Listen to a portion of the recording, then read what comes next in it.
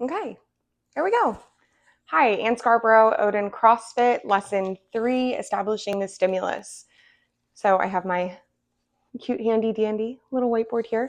I went with the first WOD, so it's going to be 4 rounds for time, looking at a 600-meter run, 10 squat snatches at 135.95 into 15 chest to bars, and repeating that for 4 full rounds. Using that basic math method to find the stimulus and time domain for this workout, we can estimate that a 200-meter run is going to take about 1 minute. So multiplying that by a 600-meter run, we're looking at roughly 3 minutes, especially in that first round with an advanced athlete fresh. From there, 10 squat snatches, 135.95, I would consider to be a moderate weight. Fresh could go unbroken. I would expect from a strategic standpoint that that's probably going to look like 2 sets.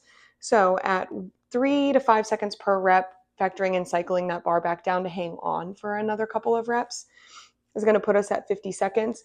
If we factor in the rest and breaking that into 2 rounds, I would estimate that that's going to take us about a minute and a half. Okay, so 130 there.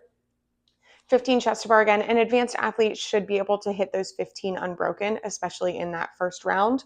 Looking at 1 to 2 seconds per rep is 30 seconds. A little more realistically, we can factor in that athlete may be jumping down, breaking that up into 2 sets, especially coming off of the squat snatches with a little bit of shoulder fatigue.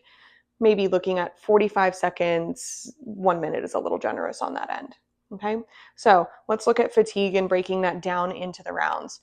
In round 1, if we are sticking with this 3 minutes, 130 on the squat snatch, 1 minute with rest factored in on that chest to bar, round 1, we're looking at about 5:30. Okay, so 5 minutes to 5.5 minutes in round 1. Round 2, coming back in from that run, maybe a little more sluggish, picking up that barbell, maybe looking at, not quite in round 2, but rounds 3 and 4, and we'll talk about that in a second, but maybe hitting quick doubles or triples, taking a little bit more rest on that squat snatch, but I would hope that they can hang on to 2 sets in the chest to bar and hit that run fresh. So round 1, feeling pretty froggy, you could be looking at 5 to 5:30. Round 2, I would expect maybe a little more rest and transition time there, coming back in from the run, getting back on the bar after, back on the rig, after the barbell. About 6 minutes in round 2. I would hope that they could maintain that in round 3. Round 4 is where we may start to see some of that breakdown happening as the shoulder fatigue really sets in. The run should still be pretty consistent, using that as their time to rest, recover, loosen up the arms. Again, looking at squat snatches, probably a little bit more than 2 sets. I would expect to see less cycling, more fast singles or doubles or triples on the barbell, but moving at a consistent pace.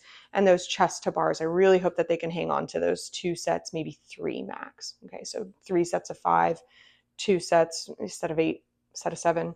That puts us roughly at 6:30 to 7 minutes, factoring in a little bit more of, again, the transition time and rest. Adding those together, we're looking at about 24.5 minutes. I'd generously give them another 30 seconds and cap this one at 25. Okay. Thanks. Looking forward to your feedback.